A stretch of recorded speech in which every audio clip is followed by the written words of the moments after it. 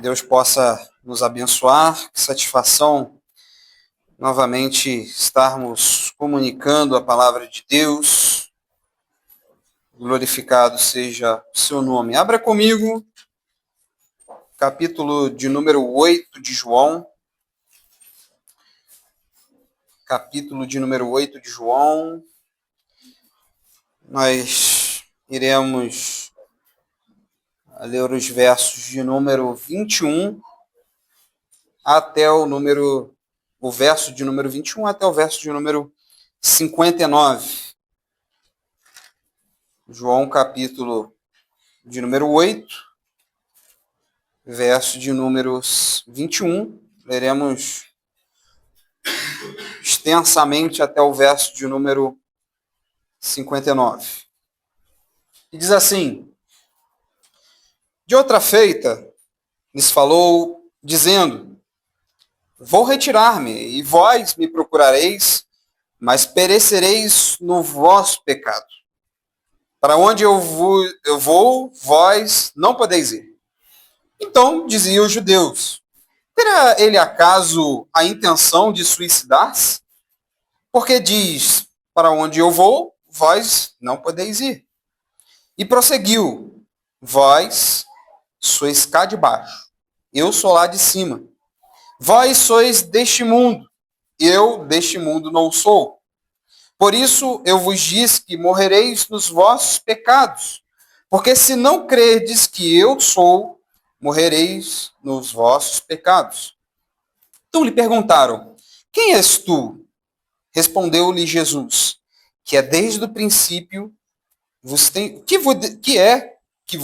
desde o princípio vos tenho dito. Muitas coisas tenho para dizer a vosso respeito e vos julgar. Porém, aquele que me enviou é verdadeiro, de modo que as coisas que dele tenho ouvido, essas digo ao mundo. Eles, porém, não atinaram que lhes falava do Pai.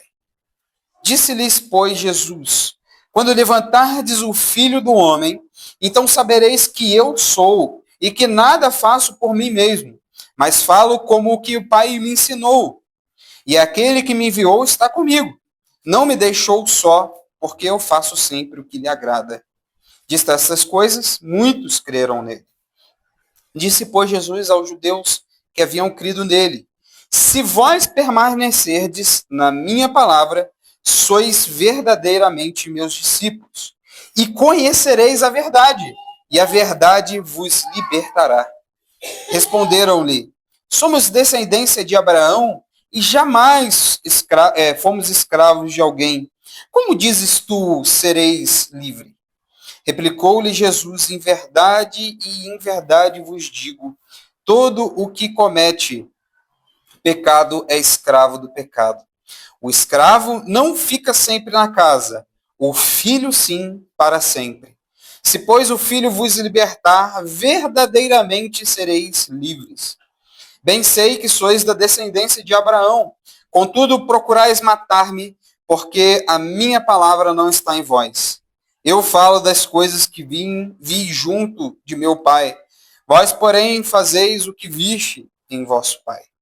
Então lhe responderam: Nosso pai é Abraão. Disse-lhes, porém, Jesus: Se sois filhos de Abraão, praticai as obras de Abraão. Mas agora procurais matar-me, a mim que vos tenho falado a verdade que ouvi de Deus. Assim não procedeu Abraão. Vós fazeis as obras de vosso pai. Disseram-lhe eles: Nós não somos bastardos. Temos um pai que é Deus. Replicou-lhe Jesus: Se Deus fosse de fato vosso pai, certamente me havias de amar, porque eu vim de Deus e aqui estou. Pois não vim de mim mesmo, mas ele me enviou. Qual é a razão de que não compreendeis a minha linguagem? E porque sois incapazes de ouvir a minha palavra. Vós sois do diabo, que é vosso pai, e quereis satisfazer-lhes os desejos. Ele foi homicida desde o princípio e jamais se firmou na verdade, porque nele não há verdade. Quando ele profere mentira, fala do que lhe é próprio, porque é mentiroso e pai da mentira. Mas porque eu digo a verdade, não me credes. Quem dentre vós me convence de pecado? Se vos digo a verdade, por que razão não me credes? Quem é de Deus, ouve as palavras de Deus.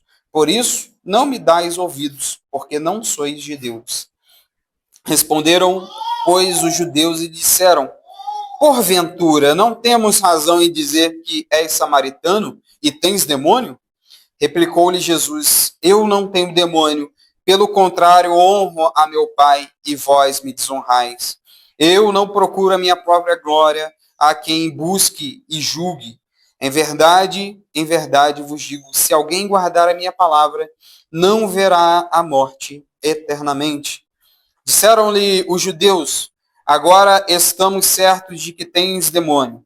Abraão morreu e também os profetas, e tu dizes, se alguém guardar a minha palavra, não provará a morte eternamente.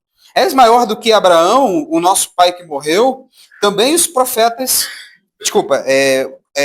és maior do que Abraão, o nosso pai que morreu? Também os profetas morreram.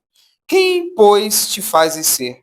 Respondeu-lhe Jesus, se eu me glorifico a mim mesmo, a minha glória nada é. E quem me glorifica é meu Pai, a qual vós dizeis que é vosso Deus. Entretanto, vós não tendes conhecido, eu, porém, o conheço. Se eu disser que não o conheço, serei como vós, mentirosos ou mentiroso. Mas eu conheço e guardo a sua palavra. Abraão, vosso pai, alegrou-se por ver o meu dia, viu e alegrou-se. Perguntaram-lhe, pois, os judeus, ainda não tem 50 anos que vistes Abraão? Respondeu-lhe Jesus, em verdade vos digo, antes que Abraão existisse, eu sou. Então pegaram em pedras para atirar nele, mas Jesus se ocultou e saiu do templo. Meus amados irmãos, a oração já fora feita, portanto, já solicitando a direção de Deus. Hoje nós estamos numa época em que a verdade é relativa. Eu acho que não me canso de dizer isso. Estamos numa época da falsa liberdade. Estamos numa época onde o correto é errado e o errado é correto.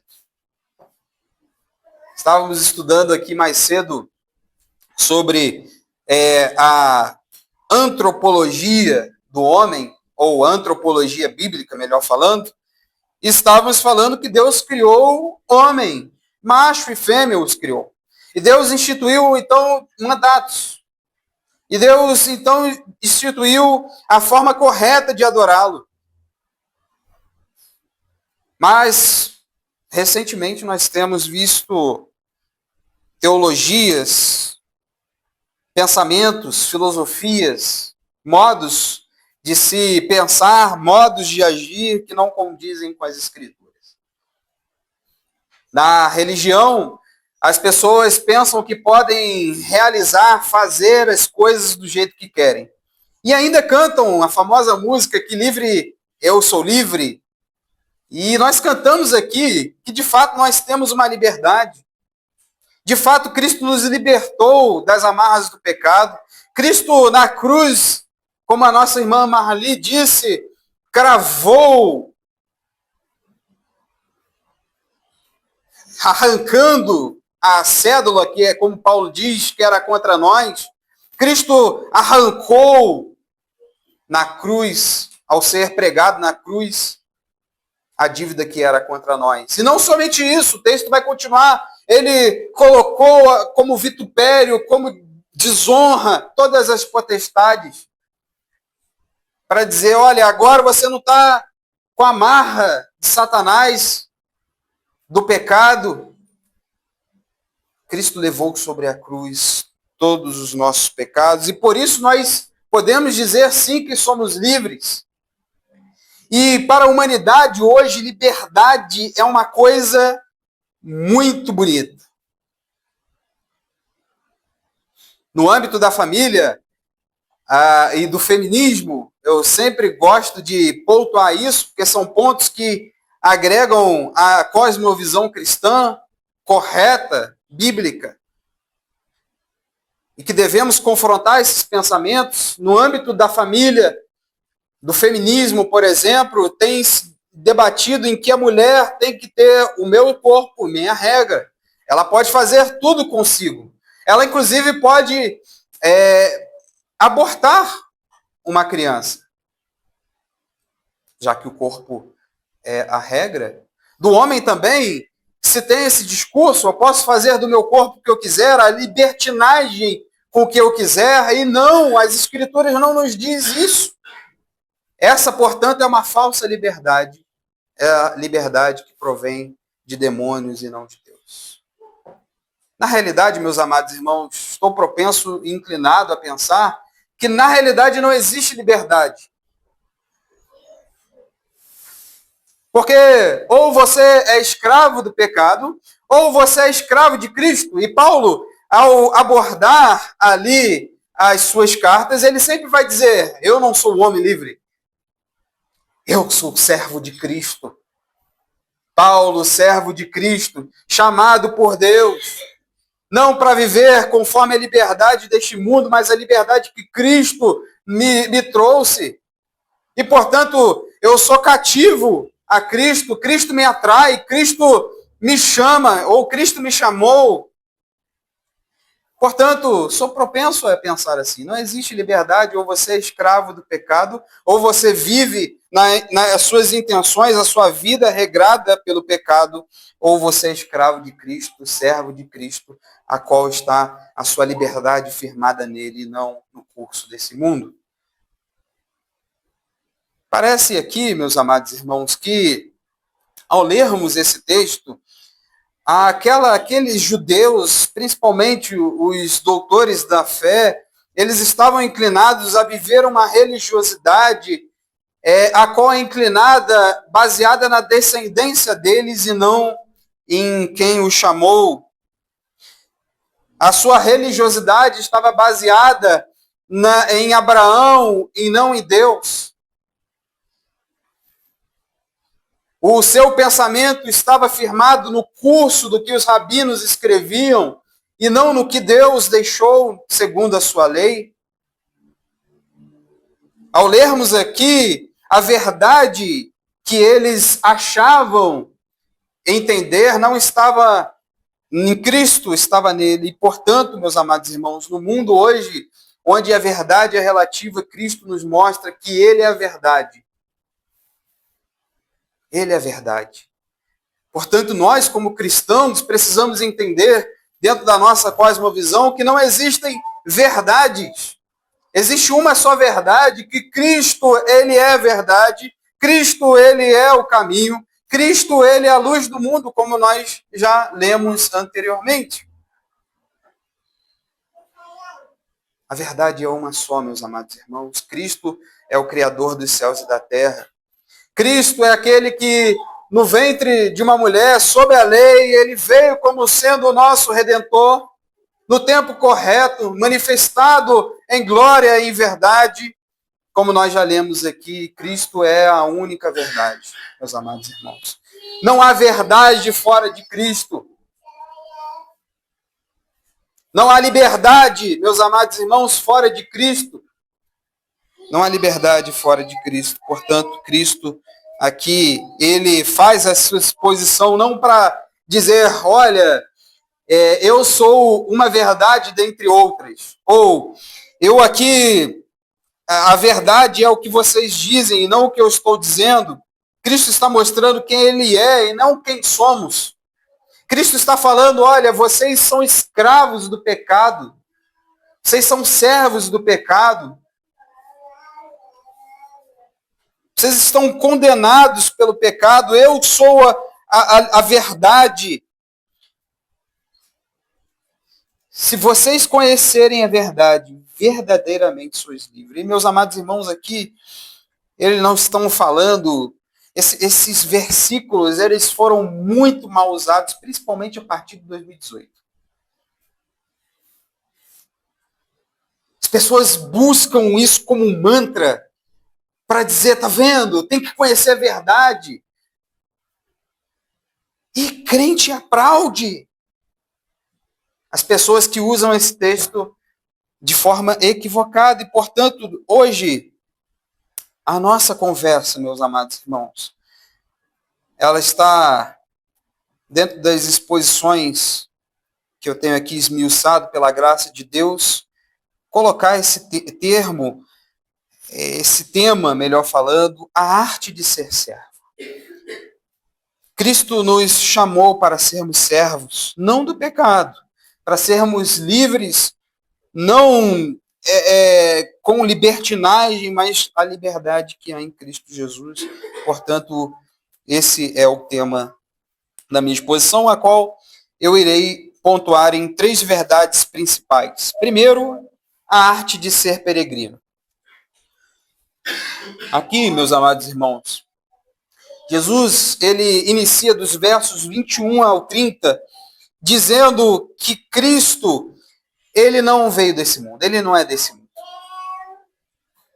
Ele não está atrelado à cultura desse mundo. Ele não molda de acordo com a ótica desse mundo. Ele não mede palavras. Cristo não mede palavras. Se ele tem que falar, se tem que confrontar, se tem que bater, ele bate.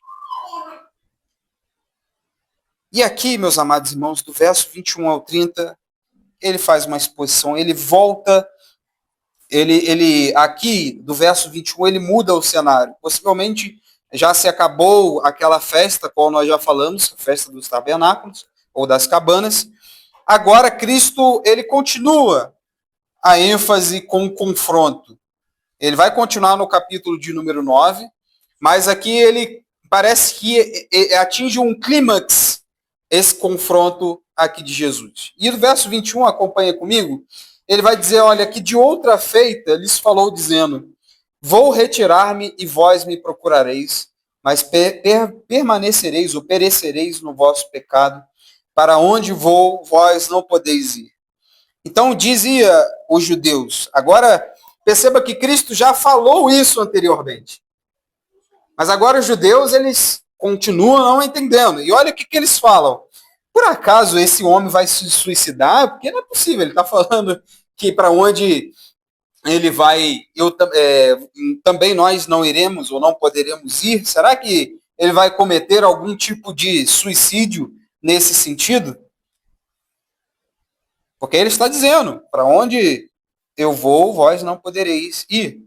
E aqui, meus amados irmãos, a vida de Cristo, ela não está condizente com a vida da sociedade ou da modernidade. Acompanhe o verso 23, ele vai dizer, e prosseguiu, vós sois cá de baixo, eu sou lá de cima, vós sois deste mundo, eu deste mundo não sou. Aqui Cristo está dizendo que a habitação dele não provém do mundo. Cristo não está interessado com as coisas deste mundo. Está falando com aqueles homens, olha, vocês são carnais. Vocês são deste mundo, vocês são de cá de baixo. Vocês são pecadores, vocês são escravos do pecado. Vocês são meus inimigos. Para onde eu vou, aqui ele está anunciando a sua ascensão, vocês não podereis ir, ou não podeis ir. E aqui, meus amados irmãos, nós temos, dentro desse conjunto de versículos do 21 ao 30, nós temos elementos importantíssimos sobre Cristo. Primeiro, de onde ele vem. Verso 23, ele vem de cima, enquanto aqueles homens eram de baixo. Cristo mostra também para onde ele está indo. Verso 21, a qual nós lemos aqui, 22. Também ele nos mostra, nesse conjunto de versos, quem é o Pai. Verso 26, por exemplo, vai dizer isso. Muitas coisas tenho para dizer a vosso respeito e vos julgar, Porém, aquele que me enviou é verdadeiro, de modo que as coisas que tenho visto, esse digo ao mundo. E por último, lá no verso 55, a qual nós já lemos, aqui ele vai dizer, entretanto, vós não tendes conhecido, eu, porém, o conheço. Se eu disser que não o conheço, serei como vós, mentiroso. Mas eu o conheço e guardo a sua palavra. Aqui ele está mostrando quem é Cristo. Meus amados irmãos, não é sobre aqueles homens, eles estavam achando que era sobre a sua descendência, que era sobre o seu estilo de vida, que é sobre guardar as leis, que é sobre guardar o sábado, que era sobre guardar as festas, como a festa dos tabernáculos, ou as festas das luas, ou simplesmente guardar o domingo, ou o sábado, seja qual o dia que for, ou ao fato de vir ao culto nas sinagogas, ou culto no templo. O que vai determinar, meus amados irmãos, aqui, esse cenário, o que essas pessoas estão dizendo é em quem eles se apoiam, em quem eles se firmam.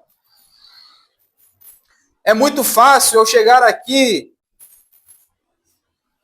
ou em algumas seitas, e guardar o sábado e achar que está guardando a lei. É muito fácil. E falar, eu estou guardando a lei, porque eu guardo o sábado. Muito fácil. Meus amados irmãos, não é sobre isso. Esses homens entenderam errados e por isso eles são de baixo. Cristo é de cima. Cristo vai para o céu, ascender ao céu. E outra, no verso 38, ele vai dizer que não há crença em Deus sem crença em Cristo. Ele vai dizer que é muito fácil, olha, replicou-lhes Jesus, se Deus fosse, verso 42, perdão, se Deus fosse de fato vosso Pai, certamente me havias de amar, porque eu vim de Deus e aqui estou, pois não vim de mim mesmo, mas ele me enviou. João, nas suas epístolas, vai dizer, quem crê em Deus, mas não crê em Cristo, essa pessoa certamente não está liberta. Não há, meus amados irmãos, portanto, fé sem Cristo. Não existe igreja sem Cristo. Não existe, portanto, como eu disse, liberdade sem Cristo. Aqui Cristo, então, nos mostra quem Ele é. E aqui, meus amados irmãos, não é sobre a compreensão da lei. Não é sobre a compreensão das festas.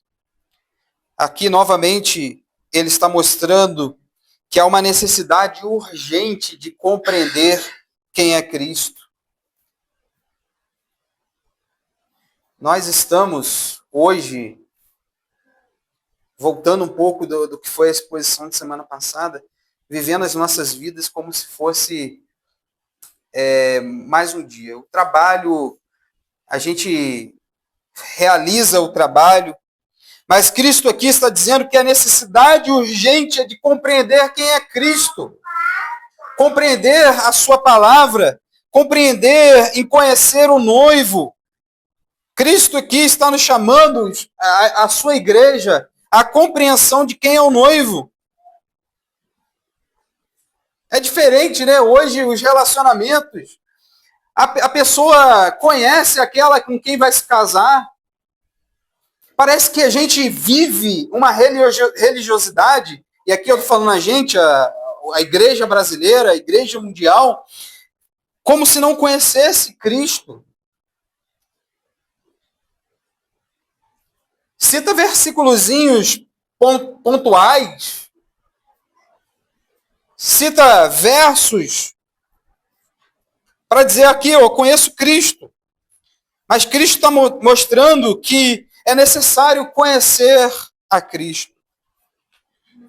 De onde Cristo vem, para onde Ele está indo, quem é o Pai, quem é Jesus. E, portanto, meus amados irmãos, não há cristianismo sem o conhecimento de Deus. Essa é a realidade. As pessoas precisam parar para compreender que não adianta colocar a Bíblia debaixo do braço, colocar um terno, uma gravata, para dizer que é crente.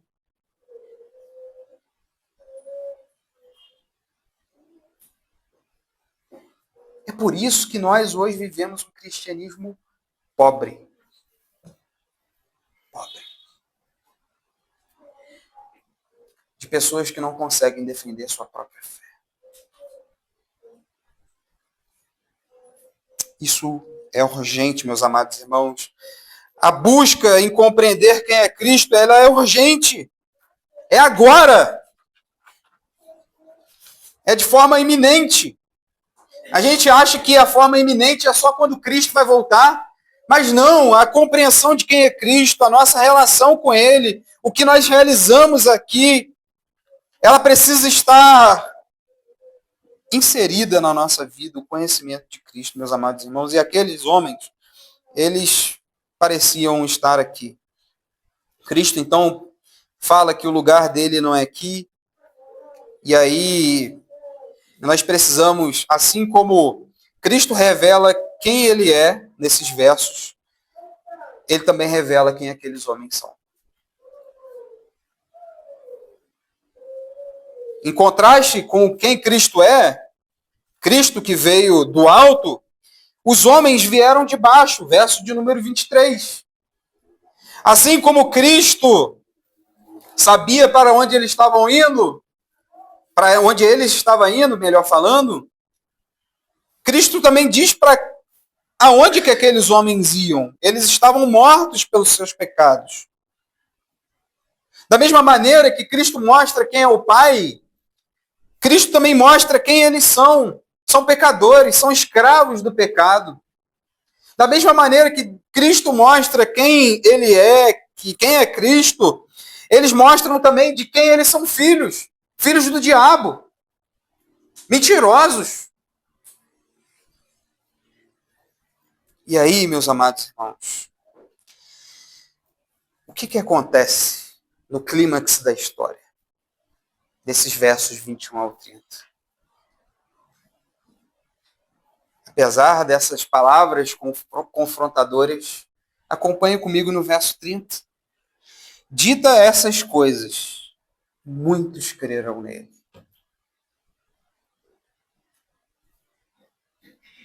Vocês perceberam que o foco da história é Cristo mostrando quem ele é e Cristo mostrando quem são os judeus, quem são os homens.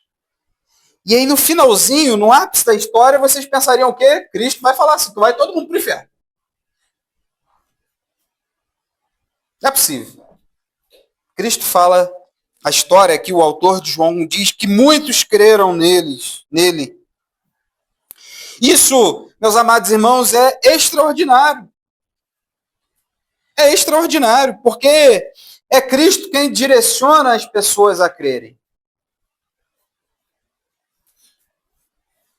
É Cristo quem direciona a essas pessoas a conhecerem a verdade, enquanto aqueles outros estavam seguindo as suas próprias sabedoria ou a sua própria sabedoria.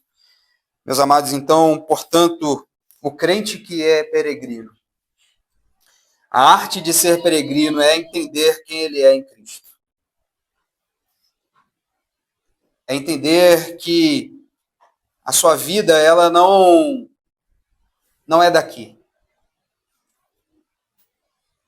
É entender que nós somos de Cristo, de fato, e somente dele, meus amados irmãos.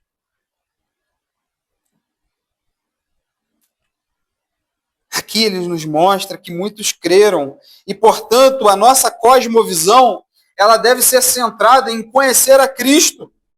A nossa mente, ela deve estar cativa em viver Cristo. A nossa vida, o nosso ânimo, a nossa satisfação, ela deve ser em Cristo somente. A nossa cosmovisão, a nossa cultura, ela deve ser uma cultura que convija para a glória de Cristo. Porque se nós não pensarmos assim, meus amados irmãos, nós começaremos a pensar E quando essa vida acaba? Para onde que eu vou? Você já se perguntou o que acontecerá amanhã? Você crê mesmo nisso que você diz falar, ou que você fala, melhor falando? O pensar nos céus, meus amados irmãos, deve ser a motivação para você viver mais em Cristo. Porque nós não somos daqui. O nosso lar, o nosso habitat não é aqui. É por isso que um certo pregador ou pastor puritano pregou uma certa feita, a qual eu indico fortemente os amados irmãos verem essa pregação. A pregação dele diz: ó Deus, crave meus olhos na eternidade. Por isso que Jesus ele falava: eu não sou daqui, vocês não vão poder ir para onde que eu vou. Porque os seus olhos estavam fitos na sua casa. Assim como nós, meus amados irmãos, podemos e deveríamos pedir a Deus: Senhor, crave os meus olhos na eternidade. Crave meus olhos somente em Ti. É por isso que Paulo, escrevendo em Filipenses, capítulo de número 2, capítulo de número 3, perdão, ele diz que ele poderia se gabar de tudo. Mas lá no finalzinho ele diz que considerou isso como esterco, como nada. E mais à frente ele vai dizer: agora eu prossigo para o alvo da minha soberana vocação que há em Cristo Jesus. Será que tenho apoiado? Nós, será que temos apoiados a nossa mente e o nosso coração somente em Cristo, em conhecê-lo? Será que nós vivemos a nossa vida como se o nosso lar ele fosse no céu? Nós devemos pensar nisso. Segunda verdade, meus amados irmãos, ela está no versículo de número 31 até o número 38, o verso de número 38. Cristo aqui agora muda o cenário da visão, do discurso, melhor falando. Cristo aqui, ele muda, ou amplia, melhor falando, o seu discurso. Acompanhe aí comigo do verso 31. Disse-lhe Jesus aos judeus que haviam crido nele. Agora, perceba que Cristo, ele não deixa de confrontar. Ele agora olha para aqueles que são dele, que haviam crido nele, e diz: se vós permanecerdes na minha palavra, sois verdadeiramente meus discípulos. E conhecereis a verdade, e a verdade vos libertará. Os amados irmãos possivelmente já viram muito essa frase aí, durante principalmente dos anos 2018, e se depender até hoje. Muito mal compreendido. Muito mal falado para início de conversa. Engraçado que só citavam esse versículo aqui, o verso de número 32. E esquecem de citar o verso 31. O que é pior ainda. Aqui, meus amados irmãos, Cristo quer dizer que ele é a verdade. E muito mais, ele diz que se vós permanecerdes na minha palavra, sois verdadeiramente meus discípulos. Tem muita gente que cita esse versículo 32 aqui e nem sequer é discípulo de Cristo. E nem sequer crê nele. Pior, escarnece de Cristo. E nós precisamos, meus amados irmãos, conhecerem 3 princípios, 3 pontos aqui sobre a verdade de Deus. A verdade de Deus, primeiro, é, portanto, conhecimento. E aqui a palavra conhecimento, ela tem uma importante notoriedade dentro do que ele quer dizer aqui. Não é simplesmente um conhecimento teórico. Não é simplesmente um conhecimento que ele está nos livros de teologia. ou de política, ou de sociedade. Aqui é um conhecimento que ele é muito mais do que isso, é um conhecimento relacional. Essa daqui é uma das traduções dessa palavra aqui. É um conhecimento prático, é um conhecimento vivencial. O termo aqui do grego quer dizer chegar a saber, vir a conhecer, obter conhecimento, perceber, sentir. Não é um conhecimento como dos judeus da lei, não é um conhecimento meramente teórico das leis, mas é um conhecimento que ele é relacional. Se vocês me conhecerem, verdadeiramente sereis livres. Verdadeiramente sereis livres. A verdade também de Deus é, portanto, a própria verdade. A verdade que pode ser conhecida. E olha só, o que significa verdade? O termo aletheia do grego, ela significa que é verdade em coisas relativas a Deus e aos deveres do ser humano, verdade moral e religiosa. Portanto, meus irmãos, a verdade ela converge para Cristo. A verdade é Cristo. É Ele quem determina os parâmetros do que Ele dita como moral, como os deveres dos seres humanos, os deveres de como adorar a Ele. É Ele quem determina os parâmetros da lógica e de tudo mais, meus amados irmãos. Portanto, somos inclinados a perceber que não há verdade sem Cristo. Não há verdade sem Cristo. E em terceiro ponto, a verdade, ela nos leva à liberdade. A liberdade que Cristo nos concede. E aqui, meus amados irmãos, a liberdade que Cristo nos concede é principalmente a liberdade é do grego eliteró, que quer dizer colocar em liberdade do domínio do pecado.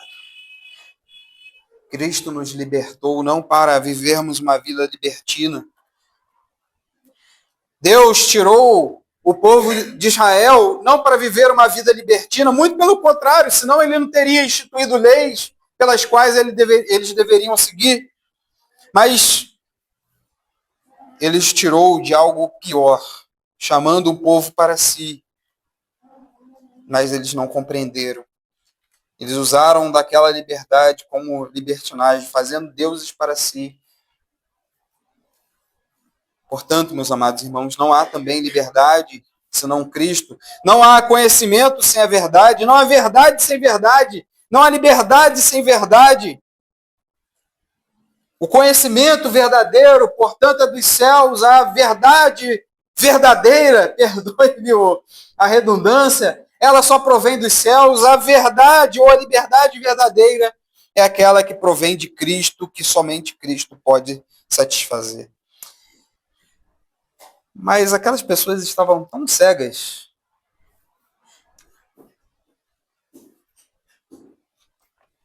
que elas têm a audácia de perguntar. Verso de número 33. Responderam-lhe, porém, somos descendência de Abraão, jamais fomos escravos de alguém. Como dizes tu, sereis livre? Perceba, meus amados irmãos. Parece que eles estão iludidos em si. E eles fazem uma pergunta mais absurda, a meu ver. Eles perguntam, mas eu sou da descendência de Abraão? Nunca fui escravo de ninguém? Em outras traduções, meus pais nunca foram escravos de ninguém. Como agora tu chega perto de mim e dizes, somos livres? Ou sereis livres, se cremos, né, em ti. E muito mais. Eles estavam nas amarras de Roma. Eles estavam ainda aprisionados, ou eles foram aprisionados dos tempos atrás, Como pode eles perguntarem essas coisas?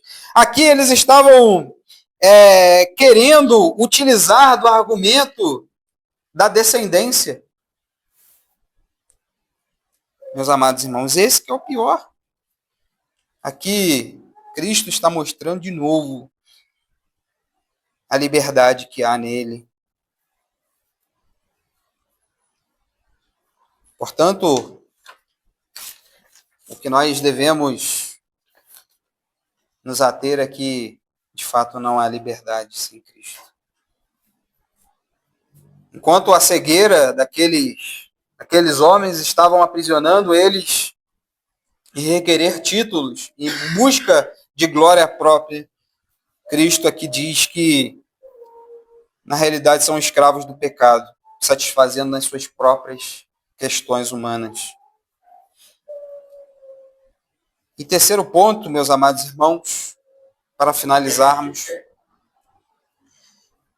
Portanto, Cristo nos mostra a arte de sermos filhos. Dos versos 39 ao 47, ao 59, perdão, por fim. A discussão aqui dentro desses versos era qual que é a validade? Filho de Abraão ou filho de Deus? Perceba que no verso 39, eles dizem assim: então lhe responderam, nosso pai é Abraão. Disse-lhe Jesus, se sois filhos de Abraão, praticai as obras de Abraão.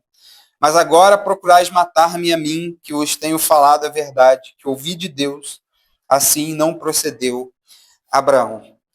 A discussão aqui, meus amados irmãos, muda para um clímax que vai levar no final desse capítulo, no verso 59, muito importante. Aqui Cristo, ele faz um teste, podemos assim dizer. O teste do coração do homem.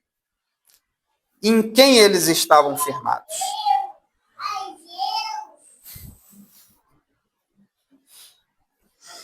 A bênção de Deus, né? Te concedo. Criança, quando começa a falar. O teste do coração dos homens. Cristo, ao contar uma parábola, ele vai dizer que existiam dois homens. Um construiu, firmou-se a sua casa na areia, e outra firmou-se a sua casa na pedra. Aqui Cristo quer os confrontar dentro dessa verdade, em que o coração deles estavam firmados. A prova disso é que o termo aqui, mais à frente, o confronto que Cristo vai fazer com os homens é para dizer assim, olha, você não é filho nem de Abraão, nem de Deus, mas vocês são filhos do diabo. Porque o diabo não firmou na verdade, assim como vocês agora não estão firmando na verdade. E Cristo vai dizer que eles se achavam filhos de Abraão, bem como aqui no verso 39, no verso 40, eles vão dizer que eles também eram filhos de Deus. E na realidade, nenhum nem do outro. Porque eles eram filhos do diabo. Aqui eles achavam que a sua filiação era uma filiação de descendência. E mais à frente ele vai dizer, mas Deus também chamou Abraão, então nós somos filhos de Deus. E aqui, portanto, meus amados irmãos, precisamos nos ater dentro desses versos a características, e aqui separei algumas características dos filhos de Deus. Primeira característica de filho de Deus é a primeira. Não é por herança nem por descendência, mas pelo caráter e busca constante pela justiça de Deus. Teologia, meus amados irmãos, da Igreja de Jesus Cristo dos Santos dos Últimos Dias, santos entre aspas, né? Dos últimos dias, ela nos diz que todo mundo é filho de Deus. Todo mundo é filho de Deus. Todo mundo mesmo. Inclusive quem é pecador, depravado, corrupto, não regenerado. Todo mundo é filho de Deus. E assim, meus amados irmãos, me parece que os judeus pareciam agarrar. Mas se Deus chamou Abraão, eu sou da descendência de Abraão. Então, sou filho de Abraão, sou filho de Deus. Aqui, meus amados irmãos, a filiação não é por descendência, mas pela busca constante pela justiça de Deus. O filho de Deus, os filhos de Deus, portanto, são aqueles que deveriam buscar a justiça como Abraão buscou, semelhante em seu caráter. E aqui eles estavam utilizando uma imagem de Abraão que estava totalmente distorcida. E que Paulo vai falar lá em Romanos capítulo de número 9, ao dizer sobre o Israel espiritual, que nem todos os que nasceram de Abraão ou que nasceram são de fato israelitas. Não é, portanto, por descendência, mas pela obediência em Deus, desde o início, meus amados irmãos, tem sido feito isso. E a segunda verdade do que é ser filho de Deus é segundo, ele vai continuar verso 42. Se Deus de fato fosse, ou se Deus fosse de fato vosso Pai, certamente me havias de amar, porque eu vim de Deus e aqui estou. Portanto, ser filho de Deus é obedecer às ordens de Deus. E aqui também, quando Jesus diz isso, se refere em respeitar aqueles que falavam em nome do Senhor, assim como Abraão fez. Por isso que Jesus vai dizer, nem Abraão agiu dessa forma, querendo me incriminar, querendo me matar, mas vocês querem fazer isso. Assim como Abraão respeitou, por exemplo, Melquisedeque, os anjos, né, quando foram lá, assim o Filho de Deus respeita as ordens de Deus, ama Cristo porque ele é Filho de Deus. E aqui, meus amados irmãos, não há como dizer, e muitas pessoas dizem, se vocês forem como eu já fiz isso, mas parece que ninguém conhece. Mas faz, testa, 3 pessoas na rua, para e pergunta se elas creem em Deus e se elas são filhas de Deus. Resposta vocês já sabem. Porque hoje, meus amados irmãos, como eu disse, o cristianismo é tão porco, tão pobre, que todo mundo se diz evangélico. E aí todo mundo se anima. Mais de 50% da nossa sociedade é evangélica. Mas ninguém conhece a Cristo, ou poucos conhecem. Muitos poucos querem se deleitar, meus amados irmãos em Cristo. De fato, obedecendo a justiça de Deus, o caráter de Deus, buscando conhecer, isso é muito forte quando nós vemos isso daqui, ao dizer que o verdadeiro filho deve buscar a Deus, buscar a seu Pai, a conhecer o seu Pai, a obedecer o seu Pai, a amar a Cristo, porque ele é filho de Deus. E, portanto, o mesmo contraste vale para aqueles que desobedecem a Cristo, para mostrar que eles são filhos do diabo. Em contraste com o verdadeiro filho de Deus, Cristo mostra que o filho do diabo é aqueles que querem satisfazer os desejos carnais, como nós vimos aqui no verso de número 44. Vós sois do diabo porque vocês querem satisfazer o seu próprio desejo. Vocês querem seguir segundo os rumos da sua própria tradição, que não converge com aquilo que Deus requer para si. Vocês desobedecem a Deus e se firmam na mentira. Por isso que vocês não são filhos nem de Abraão, nem de Deus. Vocês são os filhos do diabo. Porque vocês vivem na mentira. Inclusive, vocês querem me matar aqui agora, tentando buscar uma brecha na lei para poder me matar. É aqui que Cristo diz que esses homens, na realidade, eram filhos do diabo. E em terceiro, muito, muito importante, porque as pessoas se dizem filhas de Deus e crerem em Deus, mas aqui, no verso 59, que é o ápice dessa passagem, eles diziam que queriam matar a Cristo. Eles odiavam a Cristo, meus amados irmãos. Na realidade, essas pessoas que dizem crer em Deus, elas odeiam Cristo. Elas não suportam a Cristo. Elas não suportam a verdade. É isso que o mundo hoje não crê.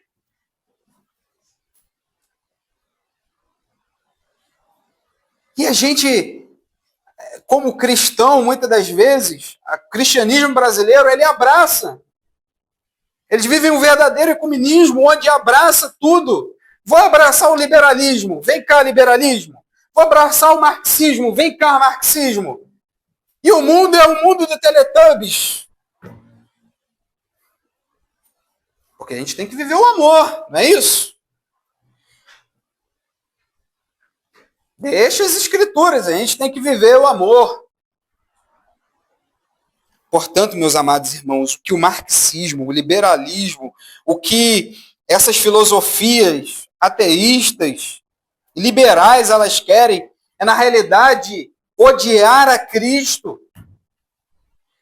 Elas odeiam tudo que vem de Deus. Elas odeiam, elas não suportam Cristo, elas não creem. Elas não suportam a verdade, e é por isso que Paulo, escrevendo na sua carta, ele vai dizer que cuidado, Timóteo, porque chegarão tempos em que haverão comichões nos ouvidos, e eles não vão suportar a verdade. Mas tu, porém, permanece, Timóteo.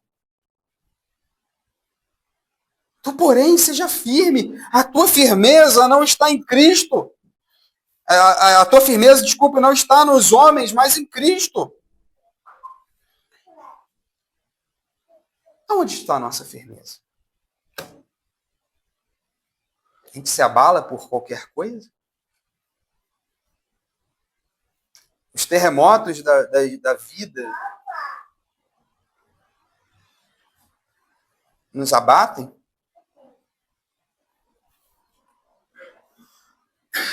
Será que nós estamos firmados na verdade em contraste com o filho do diabo ou os filhos do diabo que não estão firmados na verdade e sim na mentira?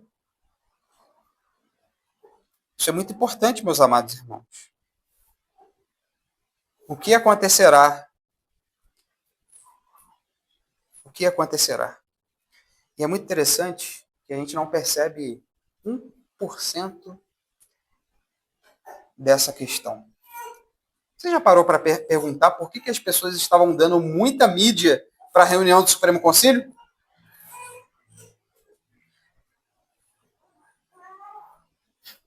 Somos a IPB, gente. IPB, somos uma igreja reformada. Vai lá focar numa igreja pentecostal, mas por que a mídia se alarmou tanto que o que a igreja presbiteriana iria aprovar ou não? Meu Deus do céu, não faz nem sentido, mas por quê? Porque essas pessoas odeiam a Cristo, elas odeiam a verdade, e aí ficam estampando nas suas manchetes. A igreja presbiteriana vai ir contra o marxismo, e tem que ir mesmo.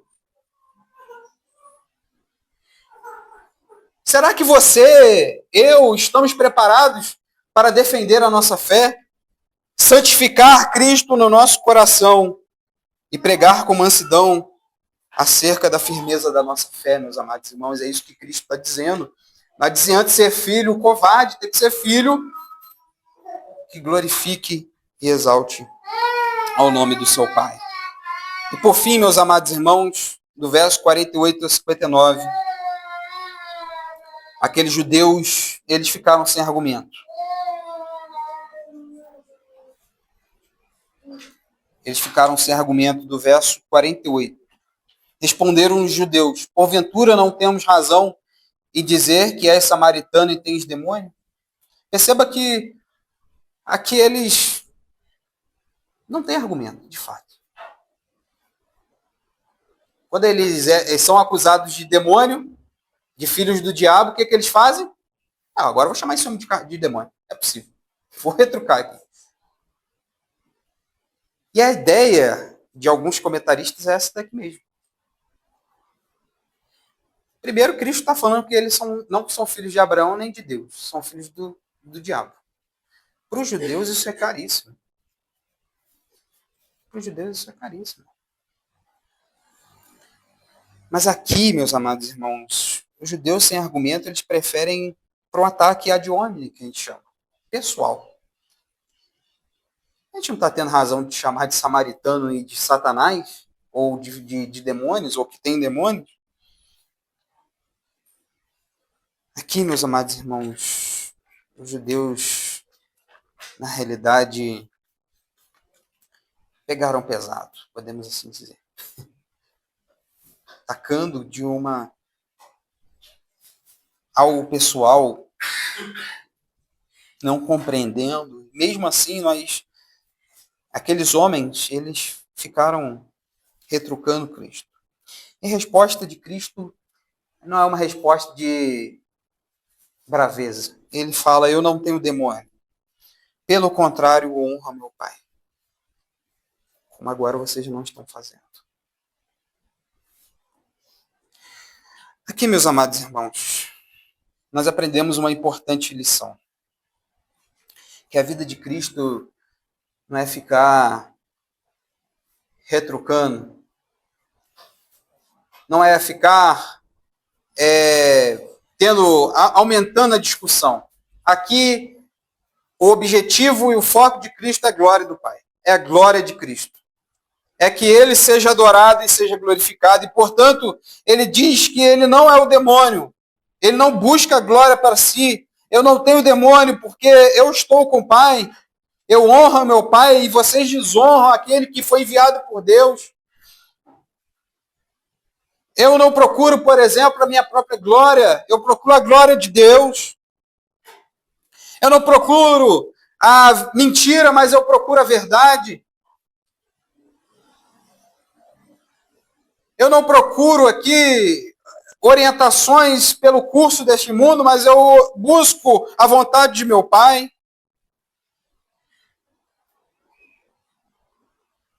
Eu não busco aqui a morte, verso 51. Se alguém guardar a minha palavra, não verá a morte eternamente. E aqui esses judeus continuam. Agora tu é um herege mesmo, né? Resumindo aqui, parafraseando, e falar, agora tu. Como é que é possível estar falando que viveu antes de Abraão, que. Como isso? Não faz nem sentido. Será que ele é maior do que o nosso pai Abraão, que morreu, maior do que os profetas? E Cristo vai dizer, sim, eu sou maior. Porque antes que Abraão existisse, eu sou. A glória é minha, eu que faço. Eu que decidi os parâmetros, eu que chamei Abraão, eu que chamei os profetas. A glória é minha, portanto. E a arte, meus amados irmãos, de ser cristão e de ser servo é glorificar a Deus. É ser conhecido por Ele e o conhecê-lo. A pior coisa, meus amados irmãos, que aqueles homens puderam ouvir, como até um juízo, creio. Vós não o tendes conhecido, eu, porém, o conheço. Se eu disser que eu não o conheço, serei como vós mentiroso. Mas eu o conheço e guardo a sua palavra. Ele está confrontando aqueles homens. Vocês podem muito saber bem sobre a lei, sobre a verdade, até mesmo saber sobre mim, mas a glória de Deus. Eu estou com o Pai, eu obedeço ao Pai, eu sigo ao Pai. E, portanto, meus amados irmãos, a glória de Cristo está no Pai e a glória do Pai está em Cristo. Não há glória de Cristo independente da glória do Pai. Quando nós lemos lá que em Efésios capítulo 2, que todo joelho se dobrará diante de Cristo, para a glória de Deus Pai, é para a glória de Cristo também. É para que Cristo seja glorificado. E outro ponto, meus amados irmãos, nós precisamos entender que a glória de Cristo é manifesta porque Deus, a glória de Deus Trino é manifesta. Porque ele é antes dos patriarcas, ele é o Jeová, Deus único e verdadeiro. E aqui quando Cristo ele fala no verso de número 58, respondeu-lhe Jesus, em verdade vos digo, antes que Abraão existisse, eu sou. E os amados irmãos percebam que Cristo sempre fala, eu sou, desde o capítulo 1. Eu sou, eu sou, eu sou, eu sou. Se os amados irmãos se lembram, eu creio que se lembram, essas duas palavras, eu sou, do grego, principalmente do Antigo Testamento, claro, o Antigo Testamento não foi escrito em grego, mas pela Septuaginta, o mesmo termo eu sou é o mesmo termo usado para Jeová. E Cristo está falando que desde o princípio ele é o Deus que estava ali. Ele é o Deus que foi profetizado lá pelos antigos, que viria e apacentaria finalmente as suas ovelhas. Ele é o Deus cujo estava presente naquele meio. Mas os judeus, como diz Paulo, e bem mencionei aqui, virá tempo em que sofrerão a sã doutrina, mas tendo comichão nos ouvidos, amontoarão para si doutores, conforme as suas próprias concupiscências, e a reação daqueles homens era pegar pedras. A reação daqueles homens era matar Cristo, porque Cristo disse, eu sou o verbo encarnado, eu sou a luz do mundo, eu sou Cristo, eu sou o Messias, eu sou Deus. E a reação de Cristo, meus amados irmãos, para finalizar, é que ele se ocultou e saiu do templo. E aqui a gente parece que constrói a imagem de um Cristo covarde, né? As pessoas podem pensar isso daqui. Será que Cristo é covarde? Ele se ocultou e saiu? Mas aqui está a chave, o elemento importante para a gente encerrar.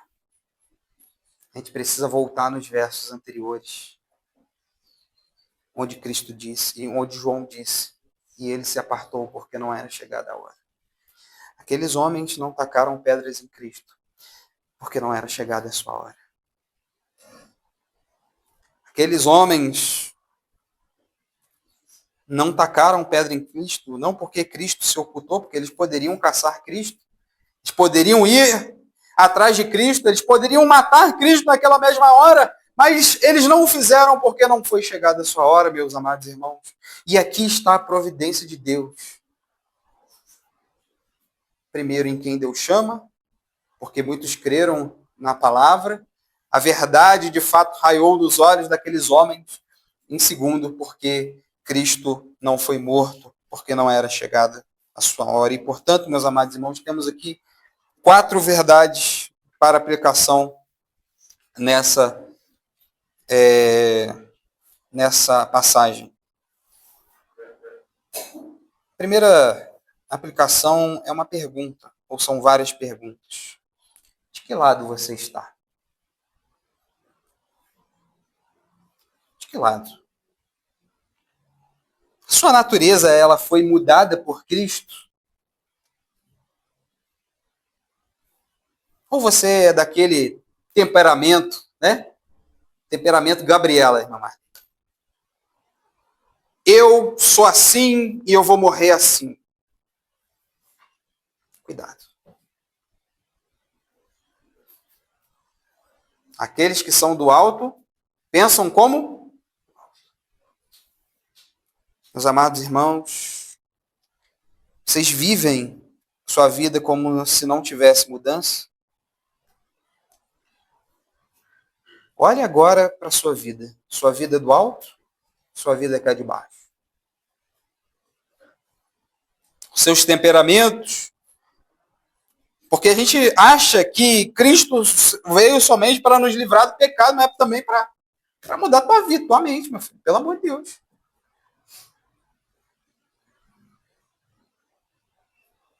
Cristo veio para nos mostrar a verdade. Então repense, de que lado você está? Sua natureza foi mudada em Cristo? Repense o seu cristianismo, repense a sua vida com Deus, repense a sua conduta de vida. A gente precisa, meus amados irmãos, na busca da maturidade cristã, pelo amor de Deus.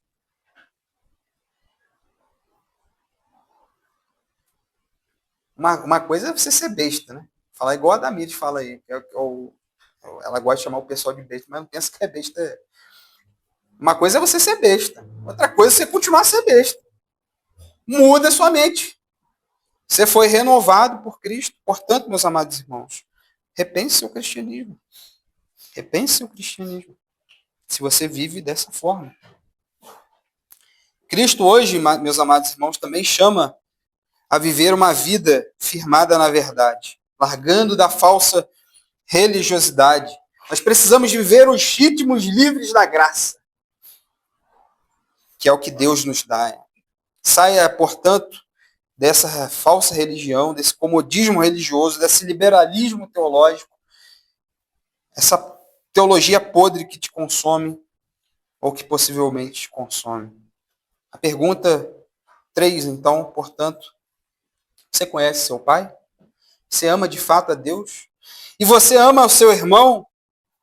E de fato o Filho de Deus reflete a imagem na sua vida? Assim como a luz que brilha reflete a imagem para os crentes? Você de fato conhece a Deus, ao seu Pai? E por último, você busca a glória de Deus, glorificar a Cristo, edificar a igreja. Você busca, através de seus dons e talentos, o crescimento da igreja? Ou simplesmente vocês têm se baseado em desculpas que têm sufocado a sua vida mais e mais? Que Deus nos abençoe, meus amados irmãos. Reflitam nisso pela graça, pela glória de Deus. Deus os abençoe.